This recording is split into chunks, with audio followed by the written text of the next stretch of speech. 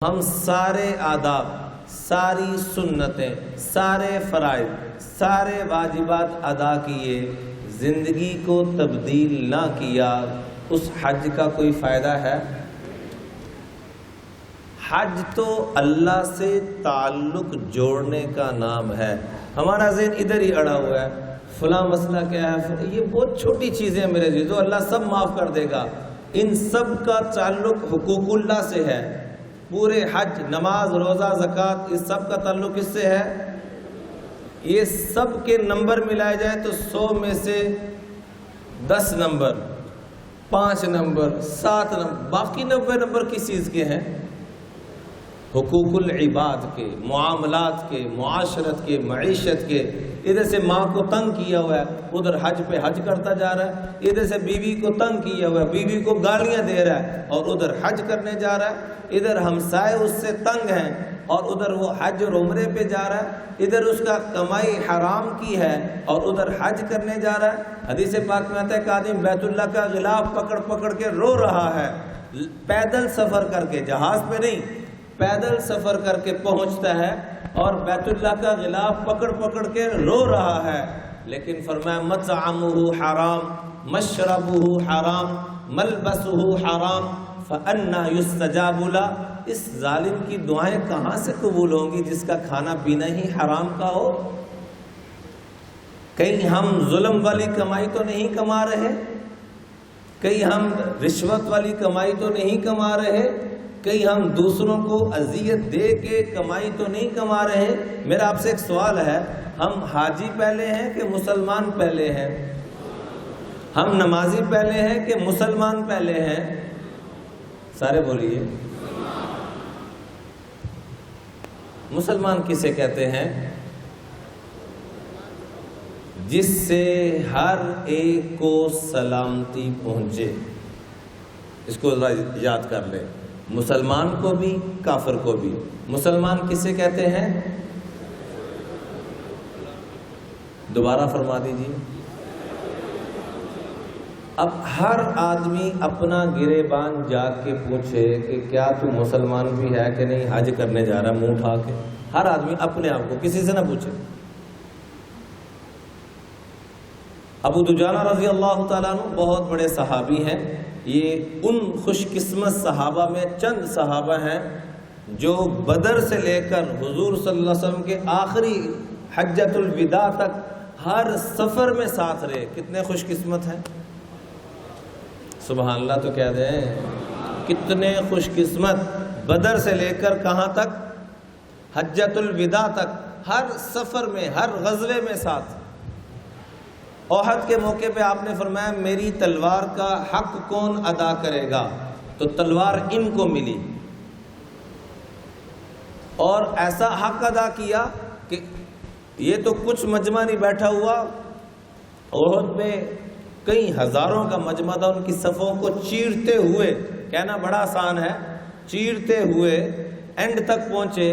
وہاں ایک خاتون کھڑی تھی جس کا نام ہندہ ہے، جنہوں نے امام الانبیاء کے چچا، سب سے پیارے چچا سیدنا حمزہ رضی اللہ تعالیٰ عنہ کو ذبح بھی کیا، ان کا کلیجہ بھی نکالا، ان کے ناک اور کان کو بھی کاٹا۔ یعنی انسان جانور کے ساتھ وہ سلوک نہیں کرتا۔ وہ خاتون کھڑی، اس کے سر پہ تلوار رکھی تو اس نے چیخ ماری، تلوار پیچھے کر لی، تو حضرت زبیر پاس کھڑے تھے، کہ اس کو چھوڑ کیوں دیا؟ کہ مجھے حیا آئی کہ اللہ کے محبوب کی تلوار کسی عورت پہ چلے۔ اور ایک ہم اور آپ بے حس ہو چکے ہیں کہ میری آپ کی زبان کی تلوار۔ آپ سے میرا ایک سوال ہے، لوہے کی تلوار زیادہ سخت ہے کہ زبان کی تلوار؟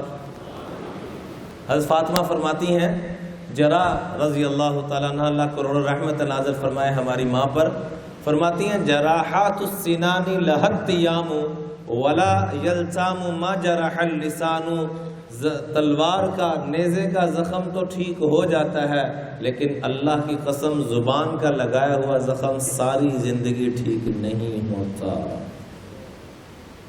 تلوار کو اٹھا لیا، اور ایک میں اور آپ، وہ عورت جو اسلام کی اتنی بڑی دشمن، ان کو بھی اتنی تکلیف دینا پسند نہیں کیا. اور ایک میں اور آپ ہیں، گھر سے نکلتے ہیں تو بیوی بچوں کو ذلیل کرتے ہوئے واپس آتے ہیں تو بیوی بچوں کو ذلیل کرتے ہوئے، اور کبھی پچھلوں کے تانے، کبھی کچھ کبھی کچھ. امام الانبیاء صلی اللہ علیہ وسلم نے فرمایا تم میں سے سب سے بڑھیا جنت کمانے والا، تم میں سے سب سے زیادہ میرے قریب. کون کون جانا چاہتا ہے حضور کے قدموں میں سب سے زیادہ قریب؟ سارے جانا چاہتے ہیں. تو میں جو مرد اپنی بیوی کے جذبات کا خیال رکھے، جو عورت اپنے خامن کے جذبات کا خیال رکھے، خیارکم خیارکم لنسائکم وانا خیرکم لاہلی، میں تم میں سے سب سے زیادہ اپنے گھر والوں کے خیالات، احساسات، جذبات کو دیکھتا ہوں. قرآن پاک کی آیت تبتغی، سورۃ تحریم میں اللہ فرماتے ہیں تبتغی مرضات ازواجک، اے میرے محبوب آپ اپنی بیگمات کی مرضیات کو، ان کے جذبات کو، ان کے احساسات کو تلاش کرتے رہتے ہیں. یہ عمل اللہ کو اتنا پسند ہے کہ واللہ غفور الرحیم، اللہ اس کے اوپر سارے گناہوں کو معاف کر دیتا ہے. اور ایک میں اور آپ ہیں، ہمیں کیا شوق ہے؟ تسبیح زیادہ پھیر لیں، داڑھی لمبی کر لیں، پگڑی زیادہ باندھ لیں، نماز، یہ سارا کچھ کرنا ہے میرے عزیزو. حج زیادہ کر لیں، عمرے زیادہ کر لیں، لیکن اس میں جان بھی تو پیدا کریں. ہر چیز کی کوئی دلیل ہوتی ہے نا. آپ کے پاس کیا دلیل ہے؟ فرمایا جس انسان کی زندگی میں تبدیلی آنا شروع ہو جائے، خاص طور پہ زبان اس کی ٹھیک ہو جائے، اس کی زبان میں نرمی آ جائے، دل میں نفرت کسی کی نہ رہے، یہ سمجھ لے کہ یہ اللہ کے کاغذوں میں حاجی بن رہا ہے. اگر یہ دو چیزیں نہیں ہیں، نہ زبان پہ نرمی، نہ دلوں سے نفرت ختم ہو رہی ہے، تو یہ چکر دبئی کی بجائے سعودیہ چلا گیا، حج کرنے نہیں گیا. دو چیزیں کیا بتائی ہیں جی؟ کہاں نرمی، اور دوسرے نمبر پہ زبان میں نرمی، دل میں نرمی. یہ دو نرمیاں پیدا ہو گئیں تو سمجھ لیں کہ ہمارا حج رب کی بارگاہ میں قبول ہو رہا ہے. اگر یہ دو چیزیں نہیں ہیں، بولتا ہے جیسے مردہ بولے کفن پھاڑ کے، بات کرے بدتمیزی سے، بات کرے سخت لہجے سے، تو اللہ ایسے تلاوت کو، ایسے ذکر کو، ایسے حج عمرے کو، نمازوں کو، صدقہ خیرات کو، سب کو اٹھا کے منہ پہ مار دیتے ہیں. مجھے تیری عبادت کی کوئی ضرورت نہیں. جو اللہ کے بندوں کو راضی نہیں کر سکتا، وہ اللہ کی قسم اللہ کو بھی راضی نہیں کر سکتا. اس لیے درخواست ہے، عبد الرحمن ابن ملجم یہ اس امت کا سب سے بڑا مجرم. عبد الرحمن ابن ملجم اس امت کا، حضور صلی اللہ علیہ وسلم باقاعدہ پوچھا صحابہ سے، بتاؤ، جیسے یہ نور بھائی میرے سامنے بیٹھے ہوئے، علی رضی اللہ عنہ بالکل سامنے بیٹھے ہوئے تھے، تو پوچھا بتاؤ سب سے بڑا میری امت کا بد نصیب کون ہے؟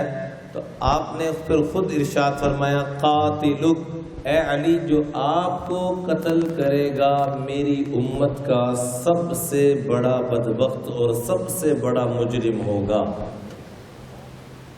وہ کرتا کیا تھا جس نے قتل کیا، شہید کیا شیر خدا فاتح خیبر کو، حضرت امام علی علیہ السلام کو جس نے شہید کیا، اس کا کیا نام تھا؟ عبد الرحمن ابن ملجم. کرتا کیا تھا؟ ساری رات تہجد میں کھڑا رہتا تھا. میں آپ کھڑے رہ سکتے ہیں؟ سارا دن تلاوت اور ذکر میں مصروف رہتا تھا.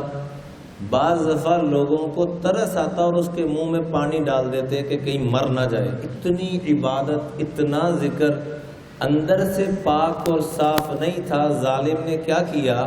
شیر خدا جیسی ہستی کے سر کے 2 ٹکڑے کر دیے. اس لیے استغفار، معافی زبانی جمع خرچ نہیں ہونی چاہیے، بلکہ استغفار اور معافی دل کی اتھا گہرائیوں سے ہونی چاہیے۔ حدیث پاک میں آتا ہے المستغفر باللسان، جو بندہ زبان سے اللہ سے معافی مانگتا ہے، کیا کہتا ہے؟ اے اللہ معاف کر دے، استغفار کرتا ہے۔ المستغفر باللسان المصر علی الذنوب، زبان سے تو اللہ سے معافی مانگتا ہے لیکن گناہوں پہ ویسے ہی ڈٹا ہوا ہے جیسے ڈٹا ہوا تھا، تو فرمایا کالمستہزی ربہ، یہ ظالم اپنے رب کا مذاق اڑا رہا ہے۔ ویڈیو کے نیچے سبسکرائب کے بٹن پہ کلک کریں، بیل کے آئیکن پہ کلک کیجئے تاکہ ہر نئی ویڈیو کی نوٹیفیکیشن آپ کو مل جائے۔